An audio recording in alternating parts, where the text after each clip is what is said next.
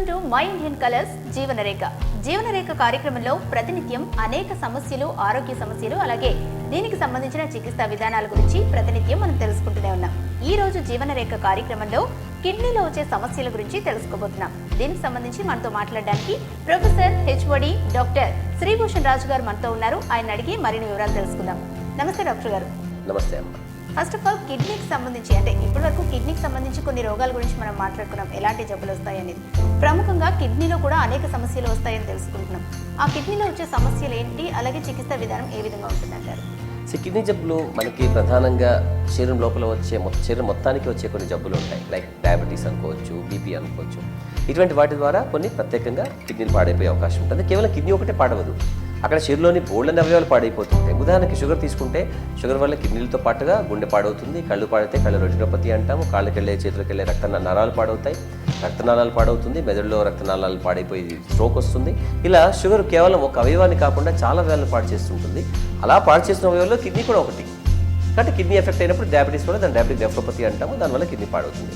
అలాగే బీపీ కూడా రక్తనాళాల్లో ప్రధానంగా వచ్చే మార్పు వల్ల బీపీ వస్తుంది. కిడ్నీ అంటే రక్తనాళాల గుచ్చం కాబట్టి దాంట్లో భాగంగా కిడ్నీ పాడవుతుంది. కానీ ఇవే రక్తనాళాలు మెదడుకి వెళ్తాయి, ఇవే రక్తనాళాలు గుండె కూడా వెళ్తాయి. సో వాటిలో కూడా ప్రాబ్లం వచ్చే అవకాశం ఉంటుంది. సో బీపీ బాగా పెరగడం ద్వారా హార్ట్ అటాక్ వస్తుంది, హార్ట్ పంపు బాగా బలీనమైపోతుంది, అది సరిగా కొట్టుకోదు. సో ఆ విధంగా ఒక ప్రాబ్లం వస్తుంది గుండెకి సంబంధించి. అలాగే మెదడులో రక్తనాళాలు బీపీ బాగా పెరిగినందు వల్ల చిట్లిపోవచ్చు, అలాగే రక్తం గడ్డగట్టవచ్చు, అది పెరాలసిస్లో వస్తుంది. దానిలో భాగంగానే బీపీ పెరుగుతూ ఉండడం ద్వారా కిడ్నీ పాడవచ్చు. అలా కాకపోతే కొన్ని జబ్బులు మాత్రం వీటితో సంబంధం లేకుండా మనము చాలా సందర్భాల్లో మనం చెప్పుకున్నట్టు వంశపారంపర్యంగా వచ్చే జబ్బులు పక్కన పెట్టేస్తే కేవలం కిడ్నీకి మాత్రమే వచ్చే జబ్బులు అవి. అంటే కిడ్నీలో మాత్రమే జబ్బులు వస్తాయి. శరీరంలో వాటి ప్రభావం కిడ్నీ జబ్బు వచ్చిన తర్వాత ఉంటుంది తప్ప శరీరంలో ఉన్నటువంటి జబ్బు ప్రభావం చేత కిడ్నీ పాడవడం అంటూ ఇందులో జరగదు.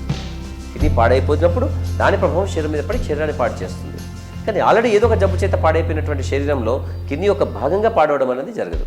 అటువంటి కొన్ని జబ్బులు ఉంటాయి. వాటిని glomerular diseases, tubular interstitial diseases అంటూ ఉంటాం.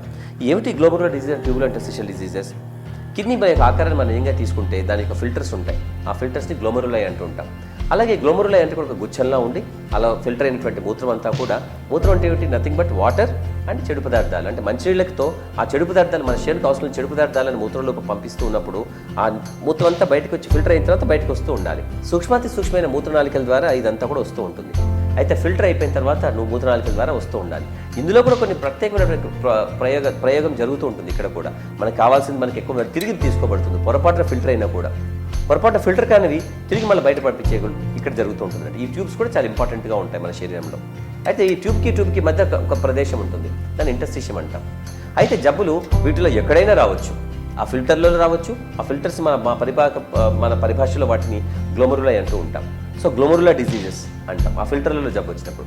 అలాగే ట్యూబ్స్ మూత్రంలో మూత్రనాళికల్లో ఈ మూత్రం అంతా తిరిగి వస్తూ ఉన్నప్పుడు దాంట్లో జబ్బులు రావచ్చు. వాటిని ట్యూబులర్ డిజార్డర్స్ అంటూ ఉంటాం. అలా కాకుండా ఈ మధ్యలో ఉన్నటువంటి ప్రదేశంలో కూడా జబ్బులు రావచ్చు. దాన్ని ఇంటర్స్టిషియల్. సాధారణంగా ఈ ట్యూబ్ అండ్ ఇంటర్స్టిషియం రెండు కూడా కలిసి వస్తాయి కాబట్టి దాన్ని ట్యూబులర్ ఇంటర్స్టిషియల్ డిజార్డర్స్ అంటూ ఉంటాం. సో కాబట్టి ఏంటంటే ఈ రెండు ప్రదేశాలు రెండు కంపార్ట్మెంట్స్గా తీసుకుంటే గ్లోమెరులర్ కంపార్ట్మెంట్ అంటే ఫిల్టర్లు మాత్రమే దెబ్బతినేవి. రెండోది ట్యూబులో ఇంటర్స్టిషియల్ కంపార్ట్మెంట్ అంటే మధ్యలో ఉన్నట్టుగా ఫిల్టర్స్ కాకుండా ఉన్నటువంటి ప్రదేశంలో కిడ్నీలు దెబ్బతినేవి. పక్కపక్కన పెట్టుకుంటే రెండు వేరువేరుగా ఉంటాయి. ఈ రెండు కేవలం కిడ్నీకి మాత్రమే వచ్చే జబ్బులు. దీని ద్వారా కూడా కిడ్నీ దెబ్బతినే అవకాశం ఉంటుంది. చాలా సందర్భాల్లో మనం చెప్పినట్టుగా కిడ్నీ జబ్బులు వంశపారంపర్యంగా వస్తాయా, అనువంశికంగా వస్తాయా, కుటుంబంలో ఉంటాయా ఈ జబ్బులు అని తెలుసుకుంటున్నప్పుడు కుటుంబాల్లో వచ్చే జబ్బుల్లో కొన్ని ఇటువంటివి కూడా ఉంటాయి. అకారణంగా కూడా కిడ్నీలో జబ్బులు రావచ్చు.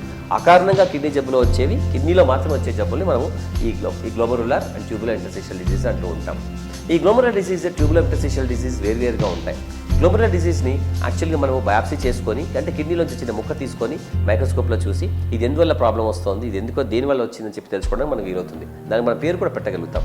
దీంట్లో సుమారు 7 నుంచి 10 దాకా ప్రధానంగా కొన్ని జబ్బులు ఉంటాయి. ఆ జబ్బులకి మనం కొంచెం ట్రీట్మెంట్ కూడా ఇవ్వగలుగుతాము. కొన్ని జబ్బులకి ట్రీట్మెంట్ ఉండదు, కొన్ని ట్రీట్మెంట్ అవసరం కూడా ఉండదు. అటువంటి జబ్బులు ఇవన్నీ కూడా. ఇటువంటి జబ్బుల్లో గ్లోమెరులర్ డిసీజెస్లో ప్రధానంగా వాటి వ్యాధి లక్షణాలు చాలా విభిన్నంగా ఉంటాయి. ట్యూబులర్ ఇంటర్స్టిషియల్ డిసీజెస్లో చూస్తే గ్లోమెరులర్ డిసీజ్ యొక్క లక్షణాలన్నీ కూడా టోటల్గా వేరుగా ఉంటాయి. ట్యూబులర్ ఇంటర్స్టిషియల్ డిసీజెస్లో చాలా వరకు అన్ఫార్చునేట్లీ పేషెంట్స్ చాలా చివరి స్టేజ్లో వస్తారు. ఎందుకంటే పెద్ద వ్యాధి లక్షణాలు ఉండవు కాబట్టి వాళ్ళ కిడ్నీలు చిన్నగా అయిపోతాయి. సో వీళ్ళు ఫలానా ట్యూబులర్ ఇంటర్స్టిషియల్ డిసీజ్ అని మనం అనుకున్నా మనసులో, కానీ ఫలానా ప్రూవ్ చేసి ఇది ఫలానా అని చెప్పడానికి అక్కడ సాధ్యం ఎందుకు కాదంటే కిడ్నీ ఆల్రెడీ చిన్నదైపోతుంది. గ్లోమెరులర్ డిసీజ్లో మన కిడ్నీ నుంచి మొక్క తీసి మైక్రోస్కోప్లో చూసారా ఈ జబ్బు వల్ల కిడ్నీ పాడైపోయిందని ఎలా తెలుసుకుంటామో దీనిలో అది సాధ్యం కాదు. సో ఇలాగ అవుతుంది. అయితే 2 వ్యాధి లక్షణాలు వేరువేరుగా ఉంటాయి. సో ఈ 2 కూడా ప్రధానంగా కిడ్నీని పాడు చేయడానికి కిడ్నీలో ఉత్పన్నమయ్యే జబ్బులు ఈ 2 కూడా. మిగతా అన్ని జబ్బులు కూడా శరీరంలోని ఇతరత్ర అవయవాలు పాడైనప్పుడు వచ్చి కిడ్నీ పాడవుతుంది. కానీ ఇక్కడ కిడ్నీలోంచే ఈ పాడవడం అనే ప్రాసెస్ మొదలవుతూ ఉంటుంది అన్నట్టు. ఈ గ్లోమరులర్ డిసీజ్ ఎలా వస్తాయంటే సాధారణంగా వీళ్ళందరూ కూడా ఫస్ట్ వాళ్ళకి ఎక్కువ కాళ్ళ వాపులు మొహం వాపులతో వస్తూ ఉంటాయి. కాళ్ళు వాచి మొహం వాచిన తర్వాత డాక్టర్ దగ్గరికి వెళ్ళినప్పుడు డాక్టర్ వాళ్ళు కొంచెం బీపీ ఎక్కువగా ఉందని చెప్పి అప్పుడే కిడ్నీ పాడవుతున్నట్టుగాను మూత్రంలో ప్రోటీన్ అనే పదార్థం పోతున్నట్టుగాను వాళ్ళు కనిపెడతారు.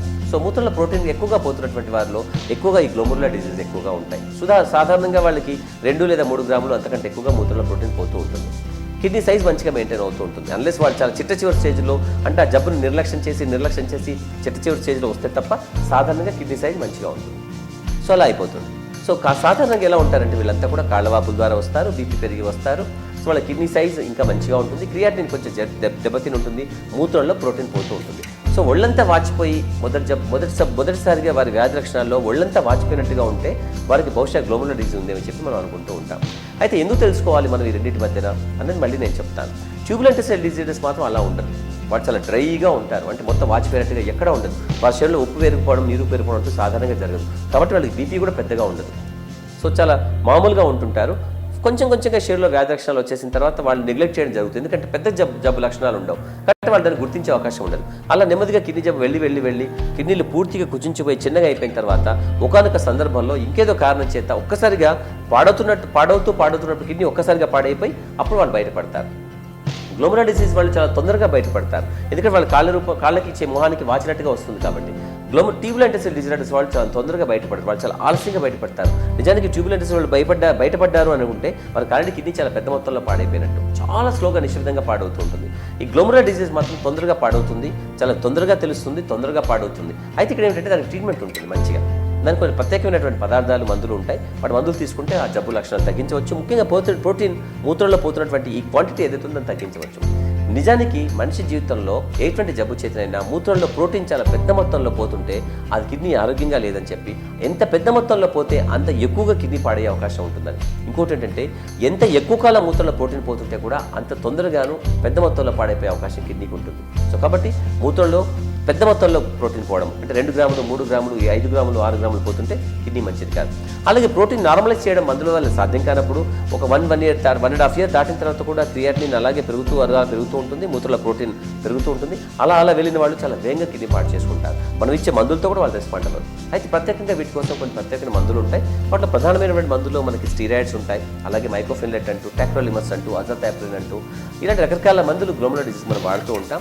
ఇదంతా ఏమిటంటే ప్రధానమైనటువంటి మార్పు ఏదైతే కిడ్నీ లోపల ఫిల్టర్లో జరుగుతుందో అది కూడా కొంచెం జెంటిక్గా వస్తూ ఉంటాయి. వాటి మ్యూటేషన్స్ వస్తుంటాయి. వాటిలో నెఫ్రిన్ పొడక్స్ మ్యూటేషన్స్ కానీ కొన్ని మనకు తెలిసినవి, ఇవన్నీ కూడా మనకు తెలియని ఇంకా చాలా మ్యూటేషన్స్ ఉంటాయి.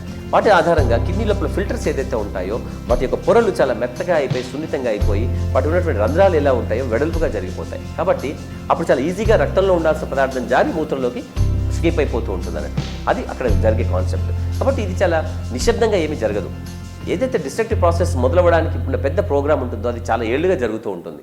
కాకపోతే బయటపడిన రోజు నుంచి వాళ్ళు చాలా తొందరగా పాడవుతారు, చాలా వేగంగా పాడవుతుంది కిడ్నీ. సో అలా పాడవకుండా ఉంది అని అంటే మన మందులోకి కొంచెం రెస్పాండ్ అయ్యే అవకాశం కూడా ఉంటుంది. సో కాబట్టి తప్పనిసరిగా గ్లోమరులర్ డిసీజ్ ముఖ్యంగా ఉన్నటువంటి వారు, సజెషన్ ఉన్నటువంటి వారు, ఎవరికైతే కాళ్ళవాపులు మొహం వాపుల రూపంతో వాళ్ళు వస్తూ ఉంటారో వారికి తొందరగా బయాప్సీ చేసుకునే అవకాశం ఉంటే త్వరగా చేసుకోవాలి.